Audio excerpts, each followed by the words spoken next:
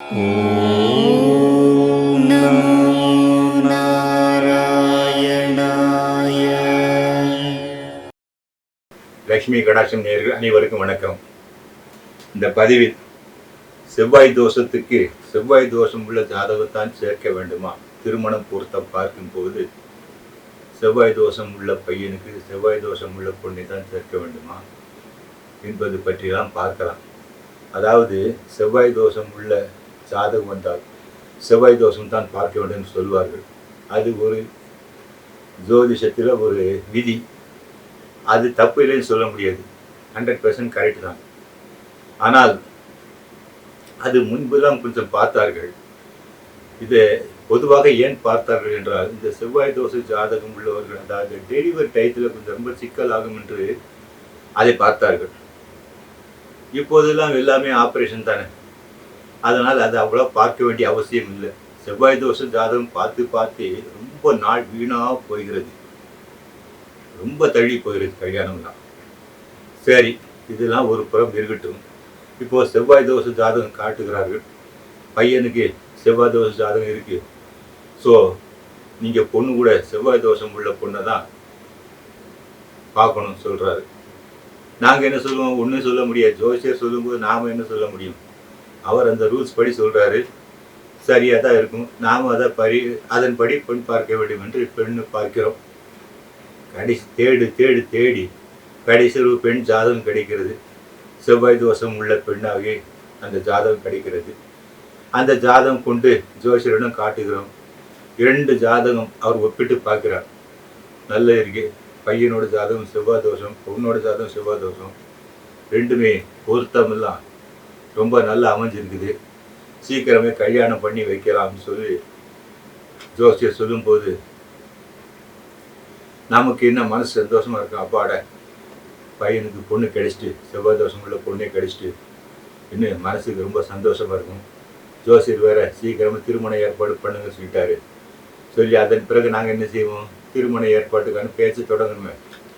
பொண்ணுங்கிட்ட பேசணும், பையன்கிட்ட பேசணும், இதில் விஷயம்லாம் இருக்கு. பையன்கிட்ட போய் கேட்போம், என்னடா இந்த பொண்ணு ஜாதகம் ரொம்ப கரெக்டாக ஃபிட்டாக இருக்குன்னு ஜோசியர் சொல்கிறாரு, எப்படி இந்த பெண்ணை பார்க்கலாமா, இந்த பெண் இடத்துல பேசலாமா, இந்த பெண் வீட்டுக்கு போய் பேசலாமா என்று கேட்கும்போது அப்போ தான் பையன் ஒரு குண்டை போடுவோம்.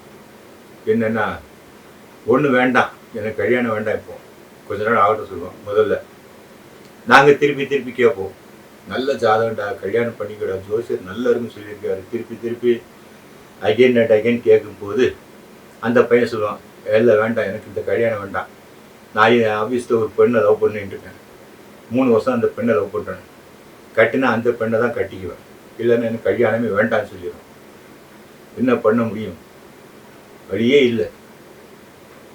இப்படி சொல்கிறான பையன், கட்டினா அந்த பொண்ணை தான் கட்டிக்குவான். அது வேறு காஸ்ட்டாக கூட இருக்கலாம், சொல்ல முடியாது, அது எப்படி இருக்குன்னு தெரியாது.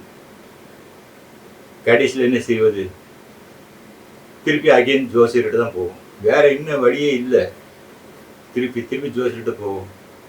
ஜோசியர்கிட்ட போய் சொல்லுவோம், இந்த பையன் அந்த ஜாதகம் பொருந்திருக்குன்னு சொன்னீங்க, ஆனால் அந்த பையன் நம்ம பையன் வேண்டாங்கிறான், அந்த பையன் வேற ஒரு பொண்ணை லவ் பண்ணிட்டு இருக்கான ஆஃபீஸில், கட்டினா அந்த பெண்ணை தான் கட்டிக்குவேன்னு சொல்கிறான்னு ஜோசியர்கிட்ட சொல்லுவோம். ஒன்று ஜோசியர் என்ன சொல்லுவார்?